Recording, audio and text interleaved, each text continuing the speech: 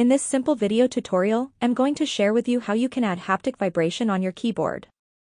You can simply disable keyboard sound and add haptic vibration in just few simple steps. To do this, simply head into your phone settings.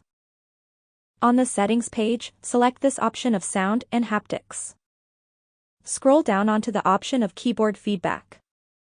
On this page, you will have to enable the haptic option to get the haptic vibration on your iPhone keyboard. To remove keyboard sound, just disable this option off. You can also enable haptic and sound at the same time. That's how easy it is to enable haptic vibration on your iPhone keyboard. If you have any questions, just let me know in the comments section down below.